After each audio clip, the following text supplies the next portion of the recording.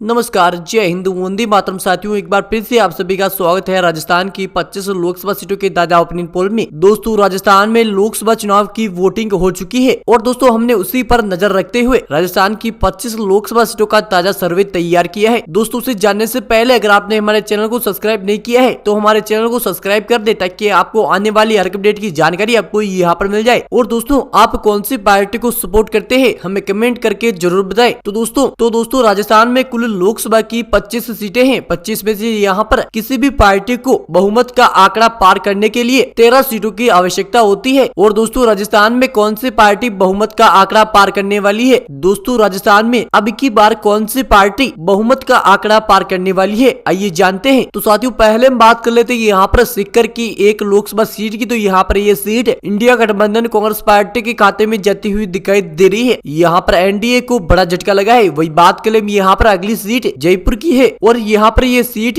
NDA के खाते में जाती हुई दिखाई दे रही है। ये सीट बीजेपी के खाते में जाती हुई दिखाई दे रही है। वही बात कर ले यहाँ पर अगली सीट जयपुर ग्रामीण की। तो यहाँ पर ये जयपुर ग्रामीण की अगली सीट एनडीए के खाते में जाती हुई दिखाई दे रही है। यहाँ पर भी ये सीट बीजेपी को मिलती हुई दिखाई दे रही है। वही हम बात कर ले यहाँ पर दौसा की एक लोकसभा सीट की। तो यहाँ पर ये दौसा की सीट कांग्रेस पार्टी के खाते में जाती हुई दिखाई दे रही है। वही हम बात कर ले यहाँ पर झालावाड़ की एक लोकसभा सीट की। तो यहाँ पर ये सीट एनडीए बीजेपी के खाते में जाती हुई दिखाई दे रही है। वही बात कर ले यहाँ पर अगली सीट नागौर की एक लोकसभा सीट की। तो यहाँ पर ये सीट अन्य जनता पार्टी के खाते में जाती हुई दिखाई दे रही है। यहाँ पर एनडीए और कांग्रेस पार्टी दोनों पार्टी को बड़ा झटका लगा है। और हम बात कर ले यहाँ पर गंगानगर की एक लोकसभा सीट की। तो यहाँ पर ये सीट इंडिया गठबंधन कांग्रेस पार्टी के खाते में जाती हुई दिखाई दे रही है। वही हम बात कर ले यहाँ पर बीकानेर की एक लोकसभा सीट की। तो यहाँ पर ये सीट एनडीए बीजेपी के खाते में जाती हुई दिखाई दे रही है। तो दोस्तों, हम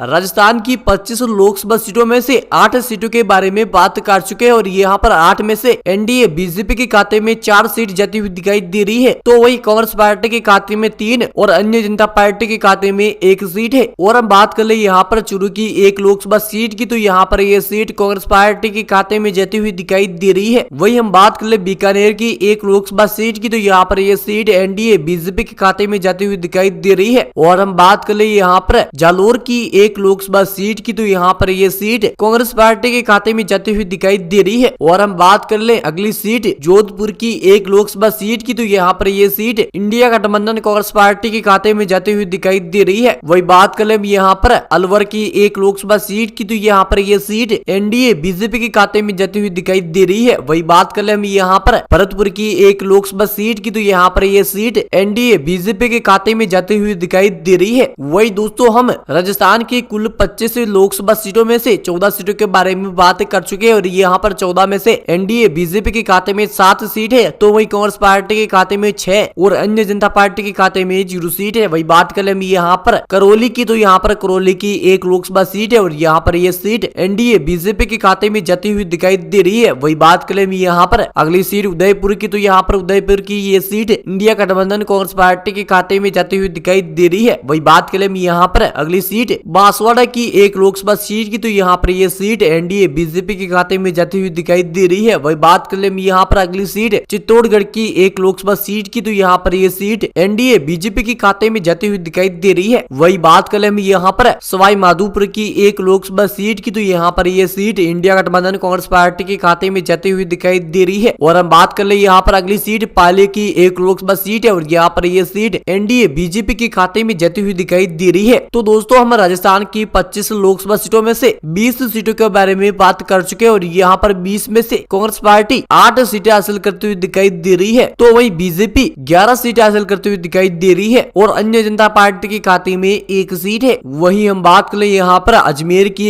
एक लोकसभा सीट की। तो यहाँ पर यह सीट इंडिया गठबंधन कांग्रेस पार्टी के खाते में जाती हुई दिखाई दे रही है। वही बात कर ले हम यहाँ पर अगली सीट भिलवाड़ा की। तो भिलवाड़ा की एक लोकसभा सीट है और यहाँ पर यह सीट एनडीए बीजेपी के खाते में जाती हुई दिखाई दे रही है। वही बात कर ले यहाँ पर अगली सीट राजसमंद की एक लोकसभा सीट की। तो यहाँ पर यह सीट इंडिया गठबंधन कांग्रेस पार्टी के खाते में जाती हुई दिखाई दे रही है। वही बात कर ले यहाँ पर अगली सीट कोटा की एक लोकसभा सीट की। तो यहाँ पर यह सीट एनडीए बीजेपी के खाते में जाती हुई दिखाई दे रही है। और हम बात कर ले यहाँ पर फाइनल सीट झुंझुनू की एक लोकसभा सीट की। तो यहाँ पर यह सीट एनडीए बीजेपी के खाते में जाती हुई दिखाई दे रही है। यहाँ पर भी कांग्रेस पार्टी को बड़ा झटका लगा है। तो दोस्तों हम राजस्थान की कुल 25 लोकसभा सीटों में से 25 सीटों के बारे में बात कर चुके हैं और यहाँ पर 25 में से एनडीए बीजेपी के खाते में 14 सीटें जा चुकी है, तो वहीं कांग्रेस पार्टी के खाते में 10 और अन्य जनता पार्टी के खाते में 0 सीट है। वही दोस्तों आप यहाँ पर देख सकते हैं NDA BJP Bharatiya Janata party बहुमत का आंकड़ा पार करता हुआ दिखाई दे रहा है। यहाँ पर एनडीए दल 14 सीटों के साथ अच्छी खासी जीत हासिल करता हुआ दिखाई दे रहा है। तो वहीं कांग्रेस पार्टी